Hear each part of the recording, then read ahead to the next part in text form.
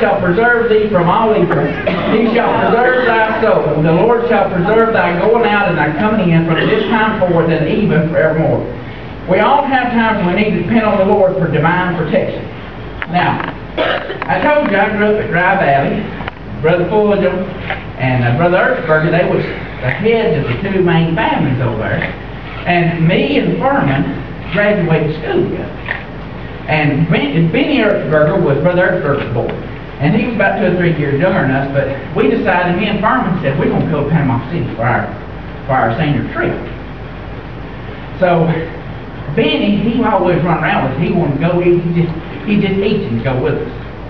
And so, Miss Erchburger, she knew we was good boys, we wouldn't get into nothing, so she let him go. And so, we all went down to Panama City for me and Furman's senior trip, and we got down there and we was hunting something to do. And so we come up on this place, it's a big old amusement place, and Furman said, I want to go up yonder. So we all pulled up in the yard out there and got out and went in, and when you went in there, they had video games over here, and you could just play any video game you wanted to play. They had bingo back over yonder, and there's all kinds of people playing. And over here, they had a big old bar thing, and that's where you go and get your prizes, you know. And they'd bring people win bingo, they'd ring bells, and all this. It's a big thing. But right over here was a big old contraption, and it was called the Tallahassee Twister. And it was a virtual roller coaster. And Furman said, I want to get on that thing right there. And I have never been much of a roller coaster rider in my life. But I thought, I can't say I want to get on that thing. It can't be that bad, you know. So I said, all right, we'll roll right. So we go over to the counter, and I told that woman, I said, I want a ticket for this Tallahassee Twister thing. She said, that'll be $10. And I said, $10? I said, all right. And I handed her my money, and Furman, he gave her his. Benny wasn't right. And she said, we got over there to get on that thing, and she said, have you got everything out of your pockets? And I said, what do you mean everything out of my pockets? I said, it ain't like it's going to turn this upside down. She said, yes, it will. And I thought, ooh, I don't want to get on this thing. Oh, I don't want to get on. But I couldn't act. I didn't want to tell Furman because I looked like I scared, you know. So I said, I took everything out of my pockets and I handed it to Benny. He's standing out there. And so he's 16 years old. And so he's handing it, I was handing everything to him, and I looked at Benny and I said, now Benny, I said, I don't like riding these things much anyway.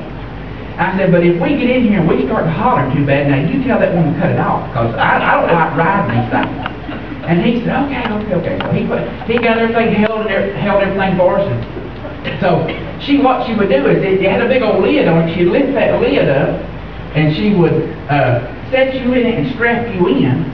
And then you had a big old screen that you'd watch, and that thing would move, and you'd watch it, you know. So she strapped us in, shut the lid down on it, she turned that thing on, and people, I'm going to tell y'all, that thing turned us upside down, left and right, backwards and forwards, and me and Furman was in there going, oh, the whole time. Well, Benny's standing out there, and he's hearing it all, and he thought, golly, maybe I need to tell her to cut that thing off. So he looked over at the counter there where that woman was, and she had gone in the back. So he hollered for her, me and Furman still going, oh! And nobody comes. So the more he hollered, the more we hollered, the more he hollered, nobody still comes. He looked over and seen that bell. So me and Furman still going, ah! So he went over there and he rung that bell. And all them people over there said, woo! They thought he won something. Well, me and Furman still going, ah!